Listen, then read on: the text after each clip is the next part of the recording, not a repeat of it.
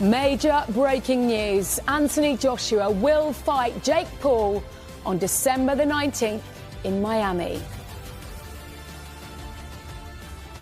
Yes, it's really happening. Jake Paul will face the two-time unified heavyweight world champion Anthony Joshua on Friday, December the 19th in Miami, Florida. It's going to be an 8-round fight with 3-minute rounds and 10-ounce gloves. It's Joshua's first fight since being knocked out by Daniel Dubois in September last year. Jake Paul won a unanimous decision against veteran Julio Cesar Chavez Jr. earlier this year. Well, Jake Paul said this: a professional heavyweight fight against an elite world champion in his prime. When I beat Anthony Joshua, every doubt disappears and no one can deny me the opportunity to fight for a world title. To all my haters, this is what you wanted. To the people of the United Kingdom, I am sorry. Well, Joshua has said this: Jake or anyone can get this work. No mercy. I took some time out and I'm coming back with a mega show. It's a big opportunity for me, whether you like it or not. I'm here to do massive numbers, have big fights and break every record whilst keeping cool, calm and collected. Mark my words, you'll see a lot more fighters take these opportunities in the future. I'm about to break the internet over Jake Paul's face. There will be a kick-off news conference this Friday in Miami. Yep, we can't wait. And we will bring you the best bits of that on Sky Sports News. You can find out on our app those details. And for instant reaction, I'm delighted to say that I'm joined by Nakisa Bidarian, the Chief Executive of the Most Valuable Promotions, who represent Jake Paul. Wow. Well, we sort of knew it was coming, didn't we? But a professional heavyweight fight against an elite world champion in his prime. When I beat Joshua, everything disappears. I mean, it's all built up so beautifully, isn't it? It's an incredible day.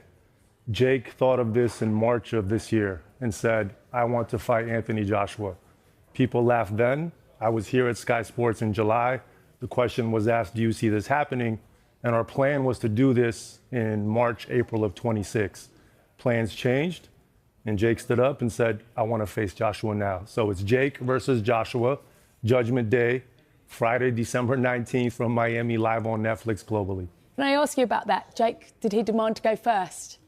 I think it was just fitting, right? Jake just had the biggest event in history last year in terms of streaming viewership, 125 million viewers. Joshua's been out for over a year and a half. So our platform, which is Netflix, our company, Most Valuable Promotions, Jake versus Joshua. Joshua has, of course, 28 wins. 25 of them have been knockouts. How dangerous is this for Paul? This is a more dangerous fight than Gervonta Tank Davis, but it's a more winnable fight than Gervonta Tank Davis. Gervonta was small, fast, super skilled. Joshua is big, heavy puncher, but not as evasive. So I think if Jake has the right game plan, he has a pretty good shot of winning this fight. Paul's got the one loss on his record to Tommy Fury. Joshua, though, you know, we talked about just before, he's a whole different ball game, isn't he? Does he really believe he can shock the world? I mean, from the statement, he's already apologising to the people of the United Kingdom, isn't he? I think, look, you have to look at the experience that Jake has gained in the 5 years he's been in the sport. To be in your 12th or 13th fight in front of 80,000 people at AT&T Stadium in front of 125 million viewers, that's not experience you can gain normally. So he's going to go into that event very calm and very composed. And I fully believe that he does 100% think he's going to beat Anthony Joshua, yes. What about the weight? Will there be a limit for Joshua? So there's a lot of discussion around the weight. Joshua fought Usyk twice. Both of those times, Usyk was 221 pounds.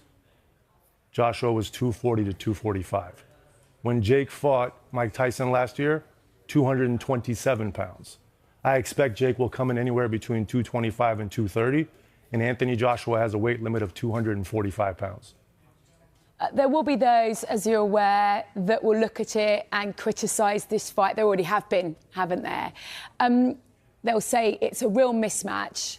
What would you say to them? Are we going to be watching sport at its purest?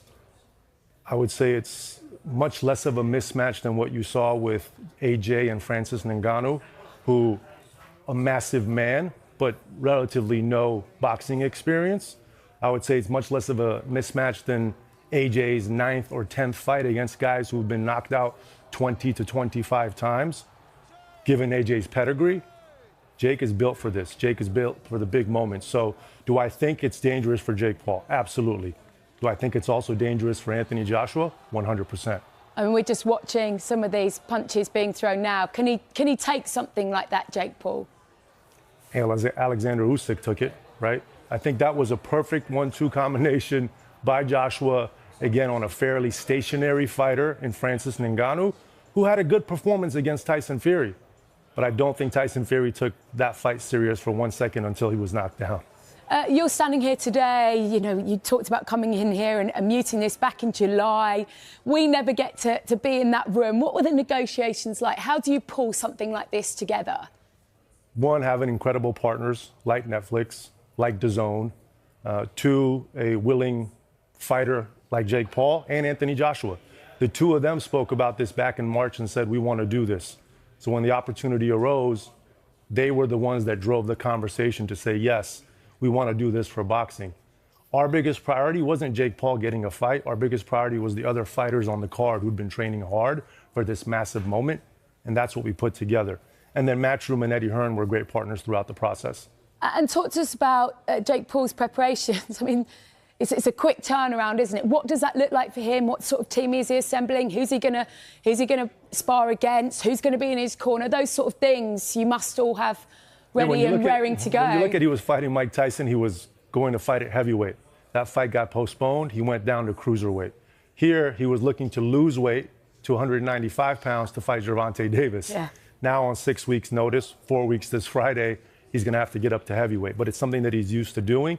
And when you look at the cruiserweight to heavyweight division, Usyk being the perfect example, common for cruiserweights to step up into heavyweight. But in terms of people to spar with, who's going to be in his corner?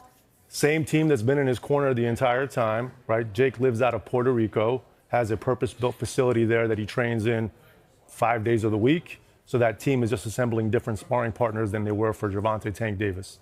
We know that undoubtedly these two are the headline, but what else can we expect that night on the 19th? Sure. Most of the fights that we'd announced for the Tank fight will stay on this card, the biggest being the co-main event, which is Alicia Baumgartner, who fought on Sky in 2022 as the co-main versus Michaela Mayer. She's fighting Leila Boudouin. That is a 12 times 3 fight. So these two women are doing men's rules, men's rounds, men's minutes. And as you stand here now, 6 weeks out, do you honestly believe he can do it? Because if he does, this shakes up the whole sport of boxing, doesn't it? There's a lot of plans for 2026 for Anthony Joshua. Jake's role is to play the foil in those plans, and his delusional confidence gives him a best shot of doing it. Is that a yes, then? Absolutely. Just checking. Brilliant. Thank you very much for your time. Thank you. Thank you, yeah. Appreciate it.